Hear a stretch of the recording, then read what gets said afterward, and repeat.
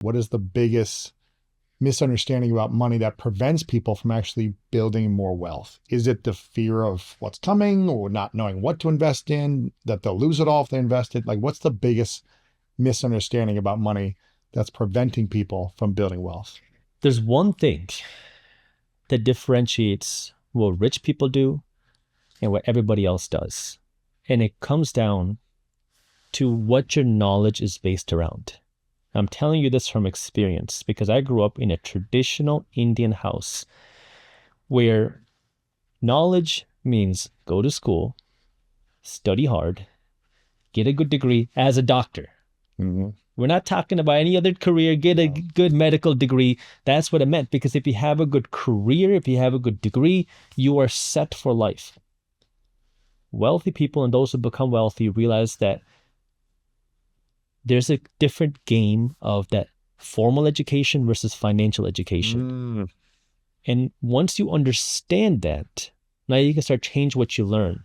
Because what the average person does, because we're all taught this, it's we work hard to make money. But no wealthy person is working hard to make money. Their money is working hard to make them money. And that concept is so foreign for the average person because we're never taught that in school. And this is the problem, is why do we go to school? We go to school so we can, get a good job? Why? So we can get paid? Why? So we can ultimately have some freedom. But there's a big gap there because that freedom comes from having wealth. But your job is not what's going to make you wealthy. It's your financial education that's going to make you wealthy. Mm-hmm. Where is that financial education taught? I didn't learn that in school. No. Did you learn that in school? No. And that's that difference. So you talk about now, what is the biggest fears? When you don't have the financial education, you now get caught up in doing what you think is right because everybody tells you it's right, but you don't realize the true cost of this. For example, the average person goes to work, and when they're financially smart, the average person, they go and they save that money in the bank. Well, why do you save your money in the bank? So I can get paid some interest, right? Well, what if I told you that the average person is not getting paid interest? They're actually paying their bank interest. You're going to say, well, what are you talking about, Justin? My bank says that they pay me 0.5%. They pay me 1%. It pays me 2% interest. No, you're being lied to. You're the one that's paying them interest. Because when you take the $100 bill and I deposit it in the bank and they give me a note saying I'm getting paid 1% interest, well, the $100 is growing to $101 after 1 year. But the average inflation rate in America is 3%.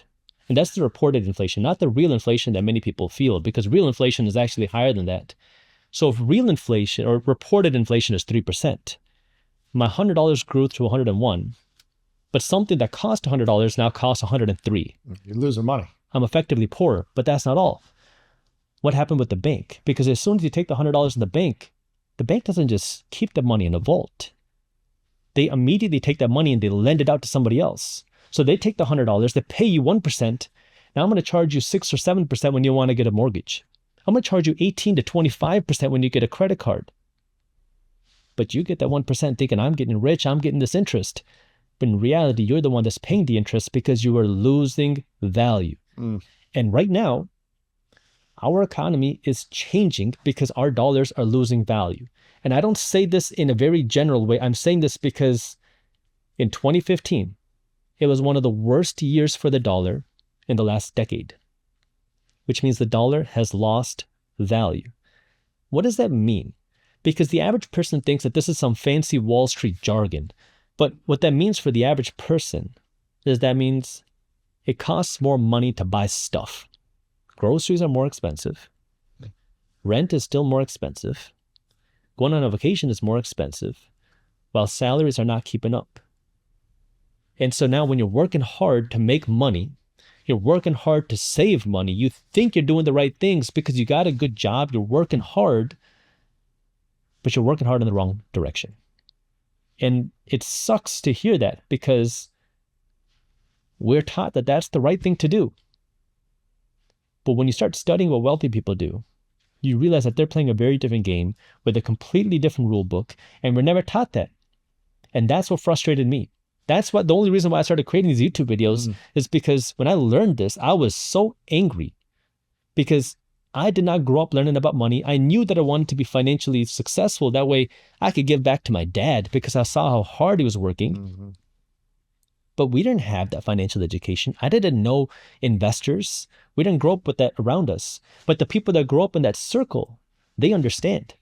Wealthy people are not working to make money. They're working to own the assets so these assets can make them money. How do you do that? You have to know how to use this money to buy investments. And now the average person thinks that when I go out and I save money and I buy my house and I have my 401k, I'm secure. Well, I'm telling you from experience, because I've been doing this for a long time. In our firm, we've been teaching and working. One of our top members, these are people with 401ks and homeowners. Well, here's the problem. I'll start with 401ks. It's a great place to start. The founder of the 401k has come up publicly and said multiple times the 401k has gone awry because the average person believes now that the 401k is all I need to be able to retire. I own a house, I have a 401k, I'll get Social Security, it's enough to retire. That was never the intention with the 401k. It was there to supplement your retirement. It's not bad to have a 401k, but you have to know how it works. The second thing is the average person has no idea what the 401k is costing them because your 401k has a fee. NerdWallet did a study. They found that like 90% of Americans don't know what the 401k fees are. It's called an expense ratio. So as soon as you open up the 401k, you get the money deposited into it. The fund that you put your money into is charging you a fee every single year. And the average 401k fee, according to a Kiplinger report in 2025, for somebody under $1 million in assets is 1.26% A year. a year. Now, that might not sound like a lot. Over 30 years. Over 30 years, that could end up costing you hundreds of thousands of dollars because it's a 1% fee that you pay every year on every dollar that you invest, plus every dollar of profit over the course of your investing career. And so you have to understand now, you need more money to retire. Why? Because the cost of living is going up. A lot of people used to say, man, if I had $1 million, man, I'm set. Nowadays, that $1 million doesn't buy you what it could. USA Today says Americans need $1.5 million to retire now. Not lavish, comfortable retirement. Well, the average person is nowhere near hitting that $1 million or $1.5 million. And now we get into this problem of, okay, I had the 401k. I'm not going to have enough. Social Security is not paying enough. Maybe my house is going to supplement that and I'm going to be good. Well, hate to break it to you, Lewis, but your house is not going to put food on the table because it doesn't pay you an income. It's an expense. It's an expense. Property tax, fixing stuff, all the expenses. The insurance. Everything, man. It's expensive. And now they say, well, what if I pay off my house? Okay, great. You paid off the house, but now you still got the property taxes and the insurance. And let's say, Lewis, you bought your house in a great area. Well, let's say you bought a $500,000 house. You bought it in a great area. Now it goes up to $1 million. You're going to say, Jaspreet, look at me. I got a $1 million asset I'm sitting on. Good. I'm happy for you. Now you have to pay property taxes on $1 million house because if your house goes up in value, so do your property taxes every year. You have to now insure $1 million house. Yeah.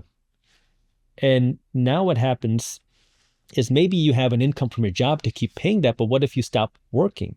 Maybe you retire, maybe you can't work, you still have to pay these expenses. Or maybe now you built this house, you paid it off, you were able to support the cost, and now you pass it down to your kids. Well, now your kids have to pay to support this $1 million house. And why do now so many of these kids have to liquidate the house and sell it? Because they can't afford the cost of just keeping the house. So now we think that buying this house is going to make us wealthy, when in reality, that's not always true. Now, I'm not saying it's bad to own a house. I'm not saying you shouldn't own a house. In fact, it's a very good thing to own a house and pay it off. But the mistake that many people make is they think, Jaspreet, I'm going to get a good job, invest in my 401k and buy a house and I'm going to be set. When you have that sort of mindset, you're thinking like everybody else. And right now, America is facing the largest retirement crisis of history because everybody thought if I got a good job, I invested in my 401k and I owned a house, I'm going to be set. Just do the math. If those are the people now that are facing this retirement crisis, What makes you think that it's going to be easier for you when we have a more volatile stock market, where inflation is a bigger problem now than it was for the previous generation? What makes you think that all of a sudden it's going to be easier for you? They say the definition of insanity is doing the same thing and expecting a different result. Well, here you are. And so when we think about the house, I'm going to talk about one more thing about it, because then people will say, well, Jaspreet, if I have to pay $3,000 a month, isn't it better for me to build equity as opposed to making my landlord richer? Yes. But that's not always what's happening. Because when you get a 30-year mortgage and you're paying $3,000 a month, it's not $1,500 going to your bank and then $1,500 going to principal. No, 80% is going towards interest. In fact, more in the beginning. And so it's not for the first 15 to 20 years of a 30-year mortgage that more than half of your payment is going straight into your banker's pocket with interest, and then the other small percentage is going to your principal. And now we have to assume that you don't do a refinance, because if you refinance on year 8, well, now you start the process all over again. And so, again, I'm not against you owning a house. In fact, I would prefer you to own your house than rent it. The mistake that people make is I buy my house thinking that it's going to make me rich. So how about you buy a little bit bigger, a little bit nicer, because it's the biggest investment of your life. And when you think it like that, and I'm telling you, and I speak from experience, because I worked as a realtor. And in that sales training, what did they teach you? You are selling the best and biggest investment of somebody's life.